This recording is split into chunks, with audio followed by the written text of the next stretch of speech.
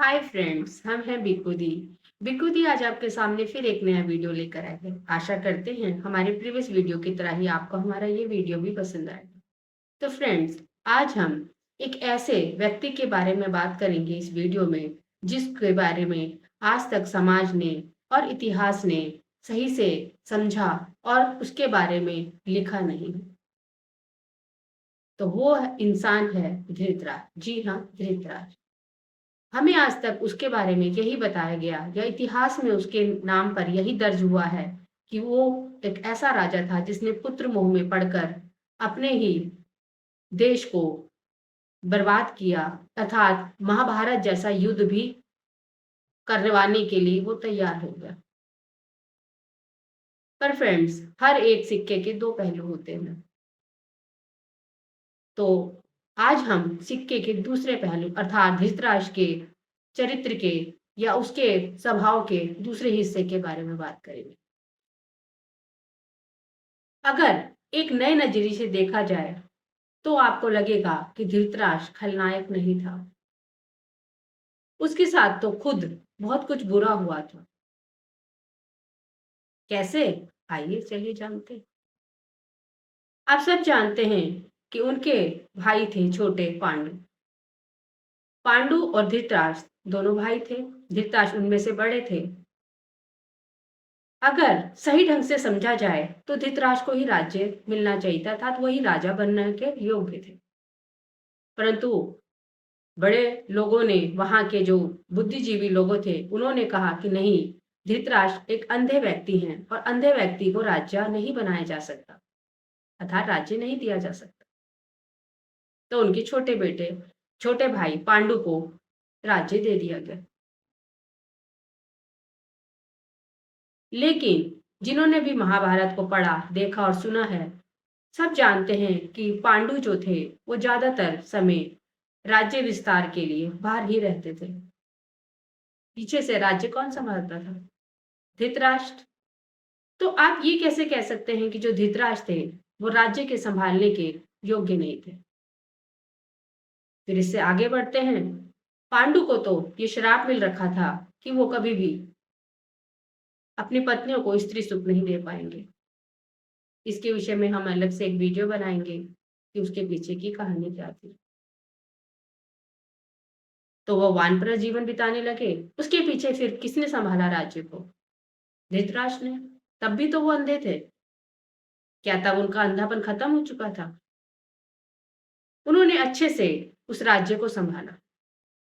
तो आप खुद सोचिए कि किसी के भी मन में ये ज़रूर आएगा कि मैं जब राजा के होते हुए भी राज्य को अच्छे से संभाल पा रहा हूँ, तो मुझे ही क्यों नहीं राजा बना दिया गया? जबकि मैं तो इसके लिए योग्य था।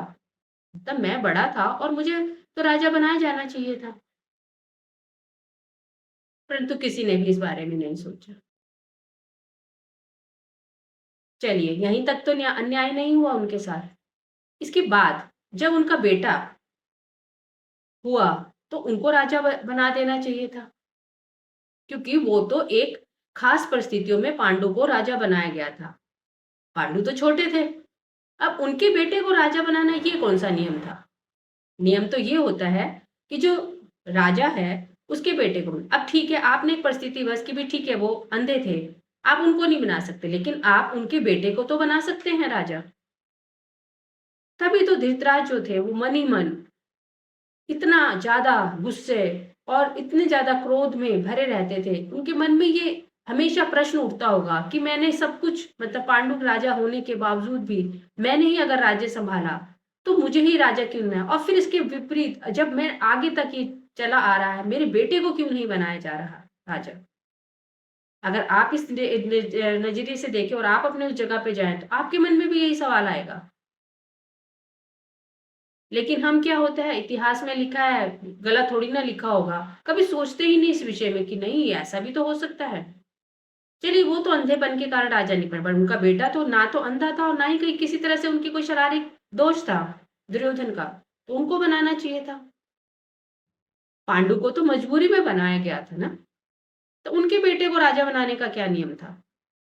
धृतराष्ट्र अगर बड़े थे तो उनके बेटे को राजा बनाने का नियम था, परंतु नहीं बनाया गया। वो इसलिए वो अपने बेटे को भी नहीं समझा पाए कि भई ये सवाल जब आज हम ये उठा पाते और हमारे मन में आता तो ऑब्वियस है कि उनके मन में भी आता होगा। वो अपने बेटे को नहीं समझा पाए कि भई तू राजा क्यों नहीं बन सकता? चलो मैंने तो अंधा था, मैं नहीं बन पाया लेकिन तू क्यों नहीं राजा बन पाएगा? और फिर आपने देखा यही कलह और यही अंदर का जो गुस्सा था, यही अंदर की जो कलेश था वो बनते-बनते देखिए एक कितना बड़ा कारण बन गया युद्ध का। कारण तो बहुत थे, इस विषय में अलग से बात करेंगे। इसके अलावा भी धृतराष्ट्र के और पहलू भी तो देखिए आप। वो एक अच्छे भाई थे। ये जानते हुए भी कि जो विदुर हैं, वो उनके सगे भाई नहीं हैं, परंतु उन्होंने उसका भी सम्मान किया और उनको भी अपने राज्य में एक महत्वपूर्ण पद दिया। कभी ऐसा महसूस नहीं होने दिया कि वो मतलब दासी पुत्र है। उन्होंने पांडु से भी कोई द्वेष नहीं रखा। तो क्या ये उनका गुण नहीं था? उन्होंने अपनी पत्नी से भी पूर्ण अपना धर्म निभाया, स्त्री धर्म पूरा उनको प्यार दिया, सम्मान दिया गांधारी को। क्या ये उनका एक गुण नहीं था? जब युद्ध समाप्त हो गया, तब उन्होंने गुस्से में जब उन्होंने कहा कि भीम ने मेरे बेटे को मारा है, तो उन्होंने उनको गले लगाकर मारने की कोशिश की। परंतु जैसे ही उनको पता चला कि भी मैंने ऐसा गलत काम कर दिया, वो फूट-फूट कर रोने लगे। उसमें उनकी गलती क्या थी? हम इंसान इतने क्रोध में इतने पागल हो चुके होते हैं। पर उन्होंने उस बात के लिए भी बहुत दुःख व्यक्त किया। इससे क्या पता चलता है कि वो मन के इतने बुरे नहीं थे, परंतु हमने उनको खलनायक घोषित कर दिया। बिना ये जाने कि उस इंसान के अंदर की जो कश्मकश है, जो उसके अंदर का द्वंद चल रहा है, जो उसके अंदर की दुःख और तकलीफ की जो हो रही है, उसके कारण जिसके कारण वो जिसके वो दोषी भी नहीं, अंधापन तो भगवान ने उनको दिया था। तो फ्रेंड्स, जब भी नेक्स्ट टाइम आप धृतराष्ट्र के बारे में कुछ सोचें, तो ये ज़रूर सोचिए, उसके पीछे की दुविधा, उसके पीछे का दर्द, उसके पीछे की तकलीफ को समझें। वो खलनायक नहीं थे।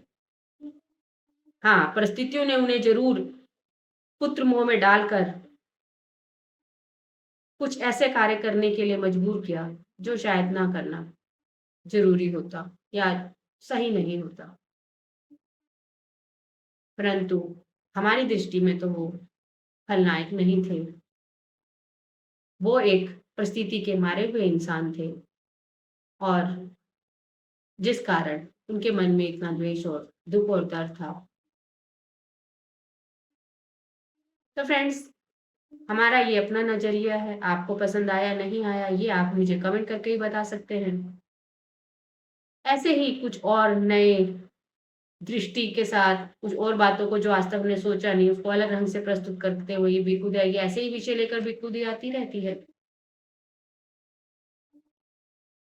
तो अगर आपको मेरे ये वीडियो पसंद आए तो प्लीज़ लाइक कीजिए, शेयर कीजिए, कमेंट कीजिए और प्लीज़ मेरे चैनल को सब्सक्राइब कीजिए।